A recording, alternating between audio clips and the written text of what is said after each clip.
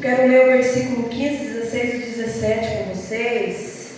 Enquanto você acha aí, eu quero agradecer a vida do pastor de vocês, Ademilson.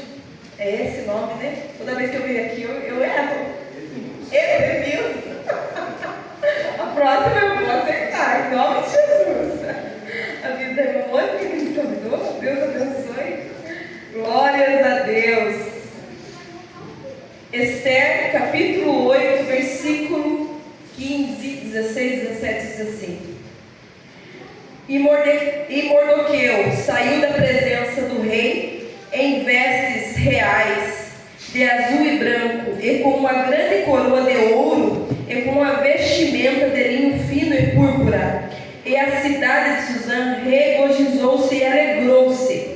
Os judeus tinham a luz e alegria, e regozijo e honra em toda a província, em toda a cidade, aonde chegou o mandamento do rei e o seu decreto. Os judeus viveram em alegria, contentamento, um banquete e um bom dia, e muitos do povo da terra se tornaram judeus. Amém? Amém. Pode ser sentar dando glória, porque ele é digno de louvor. Eu quero convidar o meu esposo para me ajudar a pregar, tocando no teclado. Ele já me olhou esquisito, não é muito infantil para te ajudar a pregar? Olha aí o teclado aí livre, amor. Me ajude. Se assente no teclado, me ajude a ministrar essa palavra aí. Glórias a Deus. Igreja querida, hoje eu quero ministrar com vocês, para nós, porque é o primeiro ouvido que escuta é o meu, essa palavra tão poderosa qual está registrada no livro de Esther. Não tem como eu falar de Mardoqueu sem falar de Esther. Hoje o foco da mensagem eu quero focar na vida de Mardoqueu, Mordecai e algumas outras versões. Todos sabem que Esther, ela se chamava Radassa, o nome dela é Radassa, o nome dela de judia, né? O nome judeu dela, e ela é órfã. Algumas versões dizem que Mardoqueu é primo, outras dizem que ele é tio dela. Mas certo é que ela se criou desde muito pequena com Mardoqueu. Imagino eu e você, nós mulheres, quando a gente cria um filho, uma criança, eles dão tanto trabalho para cuidar do cabelo, ainda mais de menina. Imagino que a cultura deles, eles não usavam as mulheres cortar o cabelo. Imagina o tamanho que era o cabelo de Esther, de Radassa. Imagine esse homem tentando cuidar, né, pentear o cabelo dela, cuidando da vestimenta dela. Eu acredito que Esther, ela era aquela criança que tinha liberdade de brincar ali na aldeia com as amiguinhas e corria para lá e para cá. E eu, quando começo a imaginar como era a Esther, como uma boa pregadora infantil, eu imagino ela uma menina diferente, uma menina muito feliz, uma menina que brincava e sorria muito. E eu acredito também pelo contexto da época, também, naquela época não foi diferente da minha época e de repente da sua também. Eu acredito que naquela época, irmãos, já existia o piolho, porque isso veio desde a maldição lá no Egito, né, tal do piolho. E eu tenho assim dentro de mim que Esther, ela era uma dessas crianças, que foi como eu com você. Eu não sei se você tinha piolho quando você era criança. Gente, eu tinha tanto piolho que eu achava que eu ia crescer, eu ia passar piolho pro meu marido e pra minha filha. Eu não imaginava minha vida sem piolho, ele já fazia parte de mim. Eu chegava na escola, eu limpava a minha cabeça e dizia assim: olha, eu limpei a sua cabeça, não anda mais com aquela menina piolenta. Mas não tinha menina sobrando na escola, todo mundo era piolento.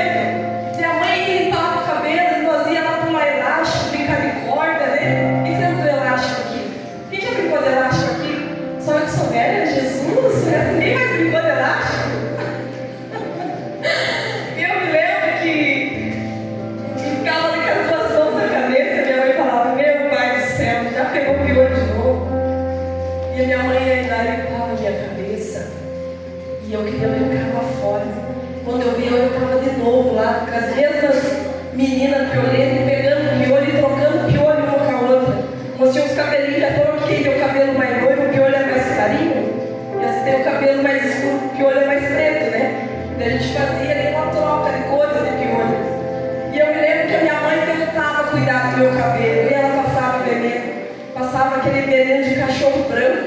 lembro nem o nome, mas a gente ficava atordoado. Se o piolho não morria, a gente tinha um grande livramento de não ser morto daquele veneno. Mas a minha mãe não estava ali para nos livrar daqueles piolhos. E eu imagino que Esther, Radassa, essa menina Radassa, ela não era diferente de mim, diferente de você. Ela teve essa infância. E quando a palavra nos conta que ela vai para o reino, é escolhida então ali para estar substituindo a rainha, ela passa ali junto com outras meninas virgens um processo de beleza, um tratamento de beleza de um ano. Um ano ali Deus prepara homens capacitados para estar hidratando o cabelo de Esther. Se porventura tinha algum piolho ali, eu acredito que ela se foi livre dos piolhos. Certo é que eu, quando analiso essa história, eu vejo que comigo, com você não é diferente. Quantas vezes nós vemos na casa do Senhor, nós choramos, recebemos oração, e o Senhor limpa a nossa cabeça de todo o piolho espiritual. O Senhor nos perdoa de todo o pecado, de toda a culpa, de toda a condenação. E parece que esse lugar é tão bom, eu quero morar aqui, porque aqui eu me sinto limpa e liberta. Mas quando eu saio daqui, eu vejo os meus amigos lá fora, e eu quero brincar com eles. Mas às vezes eles são tão pioneiros. Mas eu quero porque eles são meus amigos. Sabe, quando nós adentramos dentro dessa casa, nós temos uma responsabilidade de levar o nome do Senhor. E quando a gente tem essa responsabilidade de levar o nome do Senhor, já nós não podemos fazer mais as coisas que os nossos amigos lá fora fazem. Não que a gente tenha que ignorar, desprezar o amigo que está violento, vamos dizer, nas entrelinhas, que está no erro, no pecado, que está na droga, que está se prostituindo, porque esse é o piolho espiritual.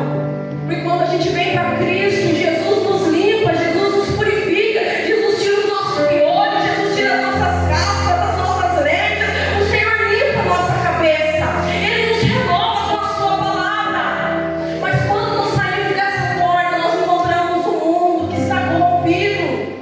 E quando eu analiso essa palavra, eu me lembro de Paulo, que escreve lá no livro de Romanos 12: não se conformeis com este mundo, mas transformai-vos pela renovação do vosso entendimento, para que possais experimentar qual é a boa, perfeita e agradável vontade do Senhor. Aleluia! Deus tem uma mente nova para você, minha irmã. Deus tem um cabelo sem piolho para você, minha irmã. Deus tem uma cabeça sem lente, sem casca, sem piolho para você, meu irmão.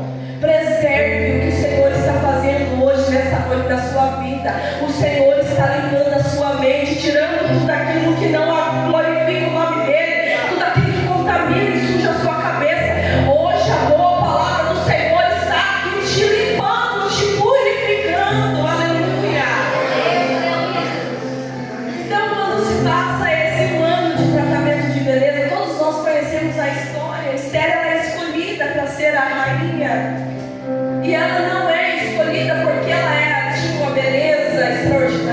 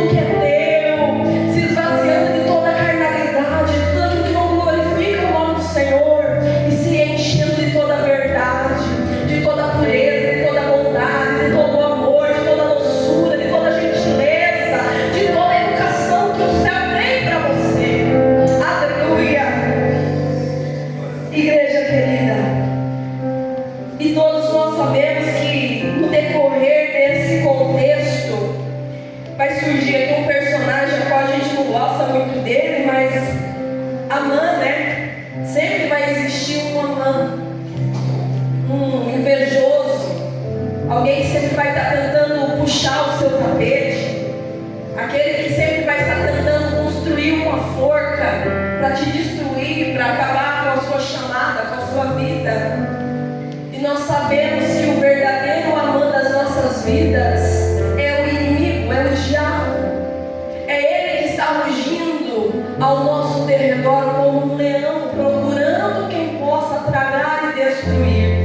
E dentro dessa história aqui, Amã simboliza o nosso adversário, aquele que quer destruir a igreja do Senhor. E esse homem então, ele faz ali uma situação para que o rei aprovasse um decreto, a qual através desse decreto todos os judeus seriam mortos e exterminados. Os velhos, as crianças, as mulheres, os guerreiros, todos seriam mortos. E quando esse decreto ele é feito, Mardoqueu, ele se posiciona em frente ao palácio. E a palavra do Senhor nos diz que ele rasga as suas vestes. E ele se veste com uma roupa grosseira de saco e se cobre de cinza.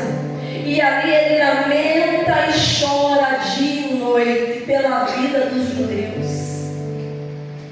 E quando Esther fica sabendo, ela fala assim: olha, leva uma roupa para ele se vestir, não deixa meu tio ficar assim. E ele fala assim: não é a roupa que eu quero que esse decreto seja mudado. Eu não estou aqui para ganhar roupa, eu estou aqui para ganhar um benefício da parte do meu Senhor. E se você não se posicionar, Deus levantará outro que se posicione, porque não foi para esse momento que o Senhor te colocou onde você está, ó Esther. E aquelas palavras penetram no coração de Esther, e ela vê que ela precisa fazer alguma coisa. Então ela prepara ali todo aquele banquete, aquela ocasião, e pede então o favor do rei. O Senhor muda ali aquela sentença de morte. E quando o Senhor muda aquela sentença de morte, a palavra do Senhor diz que o rei se lembra de Mardoqueu e chama ele para o reino. E o Senhor honra tanto Mardoqueu com tantas vestes reais, com coroa de ouro. E Deus então faz ele caminhar sobre aquele povo, sobre aquela aldeia. E dentro daquela aldeia existia muitos gentios, pessoas que não temiam a Deus. E quando eles ficam sabendo de tudo que Deus fez, a palavra do Senhor diz que vem um grande temor sobre o coração daquele povo gentio.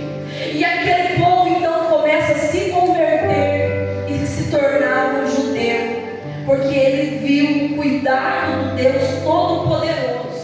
Todos aqueles que viram Mardoqueu ali prostrado dia e noite em frente ao palácio, vestindo uma roupa grosseira de saco, se coberto de cinza, lamentando, foram os mesmos que viram Mardoqueu saindo com uma veste real, com uma coroa de ouro sobre a sua cabeça. E todos jubilavam e diziam: realmente o Deus do povo de Israel é poderoso, esse é um Deus forte, e eu quero ter este Deus. Eu vejo aqui algo tão profundo, igreja.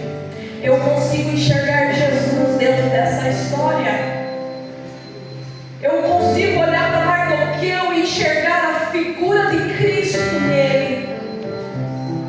Porque Jesus, ele rasgou a sua carne na cruz por mim e por você. Jesus, ele cobriu a sua vida com as nossas transgressões, e o castigo que nos traz a paz estava sobre ele, e pelas suas pisaduras nós fomos sarados. Jesus vestiu essa veste de miséria. Jesus foi moído, Jesus foi morto, mas ao terceiro dia ele ressuscitou. E quando ele ressuscita, ele não ressuscita mais como um cordeiro, mas ele ressuscita como um leão. E ele está sentado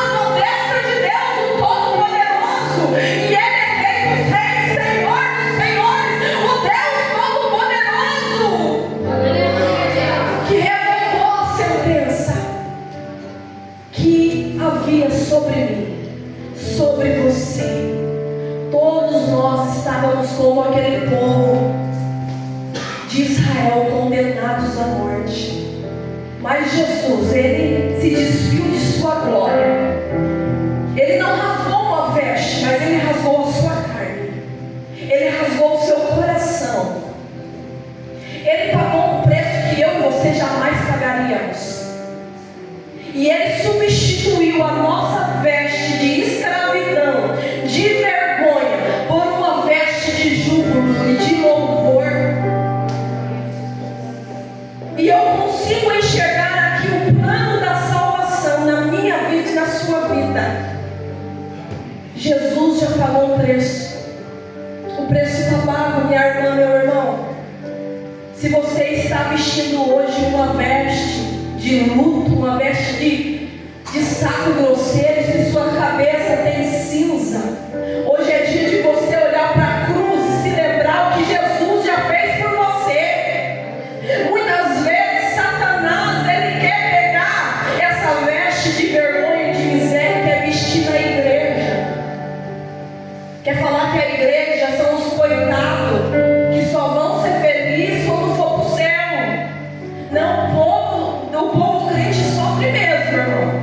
O povo tem que ser pobre, tem que ser miserável, é só no céu. Viu? Tem que ser miserável, é o diabo que é miserável. O povo crente é o povo escolhido, é sacerdócio santo do Senhor, é povo selecionado, é coroa da salvação. Aleluia. Mas Satanás, ele quer colocar essa veste que colocou em Mardoqueu, dizendo que nós somos um povo miserável. E eu te pergunto, como um povo miserável vai influenciar com a sociedade lá fora? Como que um povo que só reclama, que só murmura, não dá testemunho, vai converter uma sociedade lá fora?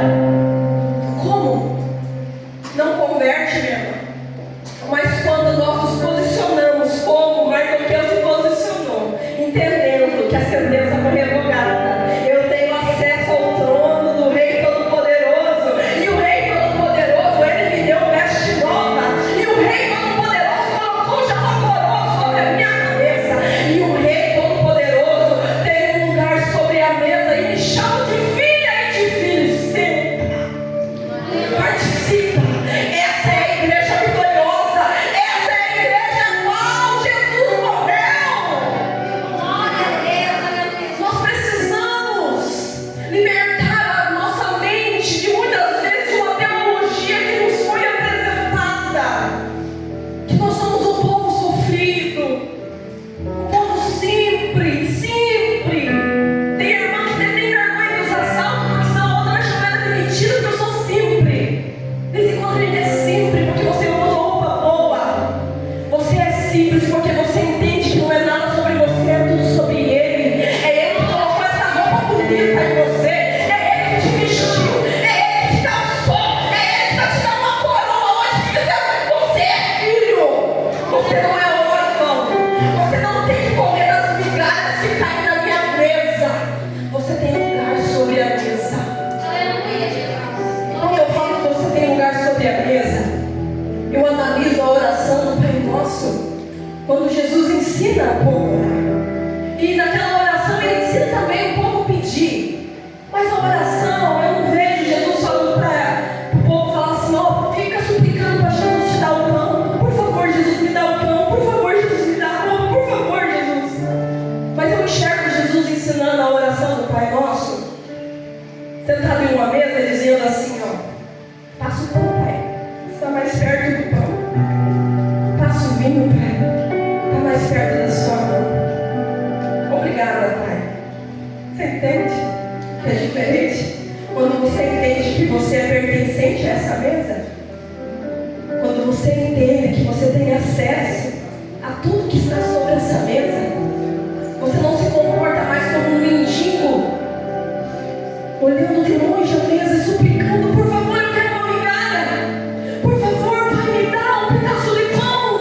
Por favor, Senhor, me dá a porta desse emprego. Por favor, eu quero esse emprego. Por favor, me dá isso. Ah,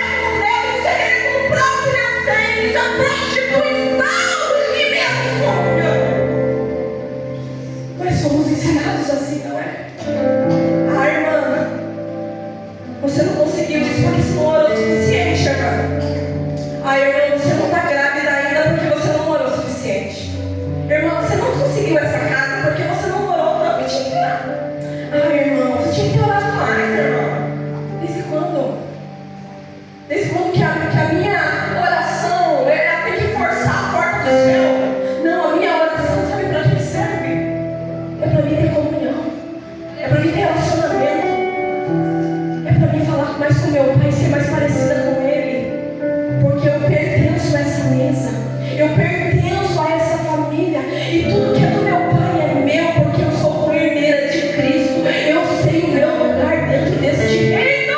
Aleluia! Nós precisamos saber o nosso lugar, igreja.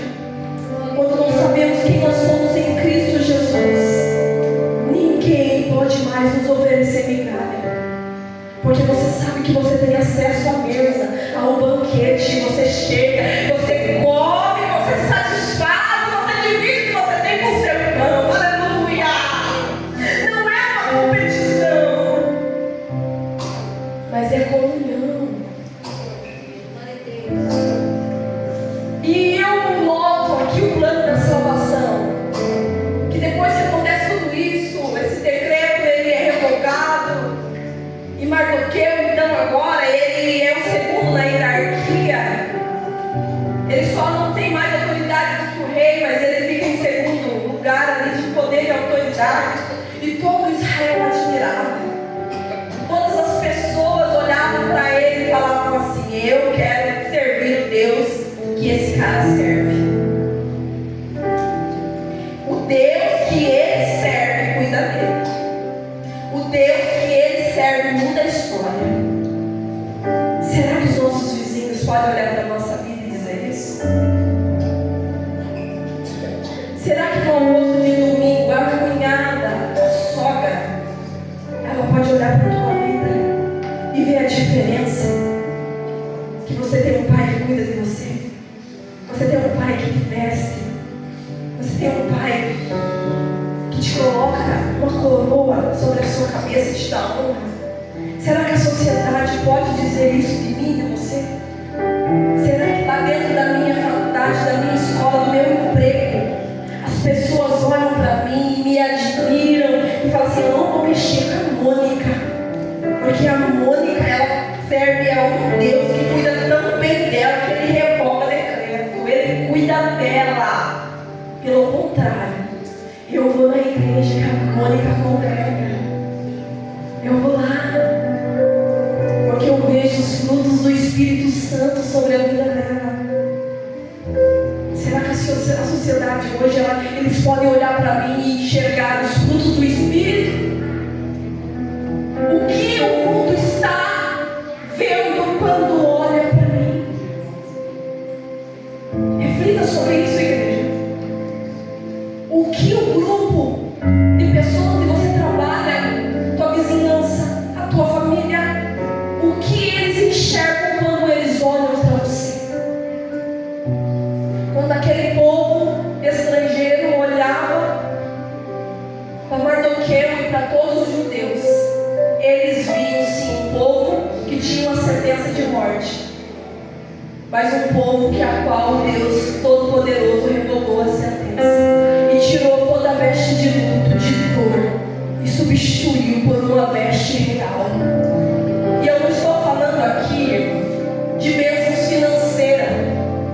Eu não estou dizendo aqui, irmã, que é questão de roupa, se é dinheiro e carro, porque tem muita gente vivendo em mansão que é miserável. Mas estou dizendo aqui de uma veste espiritual, porque o reino de Deus não é comida nem bebida. O reino de Deus é poder, é graça, é fruto, é graça imerecida. Tudo isso, essas outras coisas, a palavra do Senhor vem dizer que são coisas, objetos, que enquanto você se preocupa em buscar o reino, essas coisas, elas correm atrás de você. Enquanto você está adorando o seu Senhor, se preocupando em estar na mesa com o seu Pai, em ter o seu momento com Deus, em passar tempo estudando a palavra do Senhor, em vindo à casa do Senhor adorando, fazendo tudo por excelência, não porque você quer trocar e comprar a bênção, mas você faz porque você ama o teu Pai. Se você ama o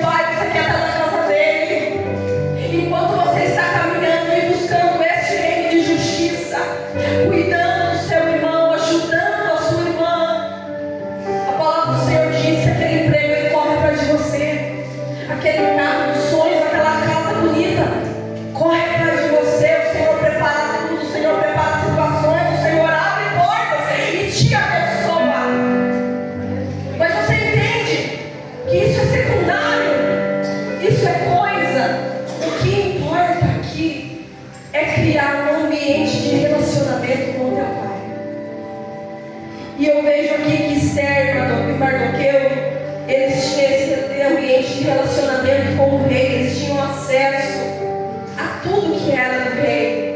Eles tinham liberdade. E tendo esse acesso, essa liberdade que eles tinham, eles criaram uma festa para comemorar, para celebrar tudo isso que aconteceu com eles. E quem sabe me dizer o nome dessa festa? Um jovem que frequenta a escola bíblica dominical. Qual é o nome da festa que Esther e Mardoqueu criaram para celebrar? Quem sabe me dizer? Eu sei que vocês sabem, mas vocês estão com vergonha, né? A festa de Purim. Então Mardoqueu e Esther, eles criam um decreto, uma sentença, que todo o povo de Israel iria celebrar todo ano a festa de Purim, para lembrarem quão grande foi Deus sobre a vida deles, o quanto Deus trabalhou com mão forte e libertou eles da sentença de morte que havia sobre eles. Sabe o que Deus quer constituir sobre a sua vida? O Senhor, Ele quer te dar um estilo de vida que celebre o que Ele fez na cruz por você. Jesus, Ele quer te dar um estilo de vida que faça você todos os dias acordar celebrando. Obrigada, Jesus, porque havia uma condenação sobre a minha vida, mas o Senhor pagou o preço, o Senhor morreu na cruz, e hoje eu estou aqui, Senhor, e eu vou celebrar, eu vou te adorar, Senhor, ainda que as coisas não estejam fluindo da maneira que eu quero, ó Pai. Eu sei que eu tenho lugar na mesa, Senhor, e eu vou celebrar a alegria da salvação, porque eu tenho a alegria da salvação. O Purim ainda existe para mim e para você, mas o diabo, ele quer roubar a alegria. O diabo, ele quer te humilhar com tanto problema, meu irmão. Você está aqui, muitas vezes está pensando: meu pai, o boleto vai vencer, Jesus, está chegando o fim do mês. Ai, a conta de luz, a conta de água, Senhor. Ah, Senhor, aquele filho. Ah, Senhor, não está ovulando. Ah, Jesus, tenha misericórdia daquele marido, daquele cônjuge. O diabo, ele quer tirar da igreja a alegria de celebrar a salvação, o Purim da salvação. Aí o diabo quer entulhar a gente com um monte de coisa, tentando azedar o dia. Mas nós temos que decidir todos os dias celebrar o Purim da salvação da nossa vida, minha irmã. Isso aqui é decreto do Senhor. Nós precisamos todos os dias levantar e dizer: Satanás, você não vai me entristecer hoje, porque o Senhor já substituiu as minhas vestes de derrota por uma veste celestial. Eu vou celebrar este dia, porque esse é o dia qual o Senhor me presenteou. E eu te digo mais: eu vou apresentar ao mundo esse plano da salvação. Eu vou contar para aquele que está depressivo, para aquele que está triste, para aquele que se sente aquela pessoa que ninguém gosta, desprezada. Eu vou contar para ele que Jesus já pagou o preço.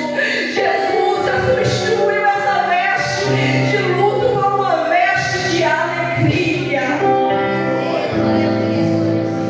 Quando eu compreendo que a minha função como um cristão salvo é essa, eu não perturbo mais a vida de ninguém.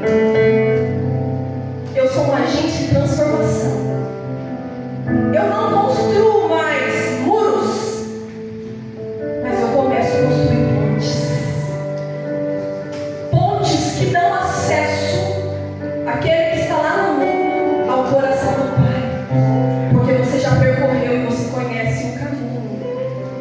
Mas o inimigo das nossas vidas, assim como Amã, ele quer nos perturbar, nos amedrontar, dizer que agora é o teu final, agora eu vou te matar, agora eu vou acabar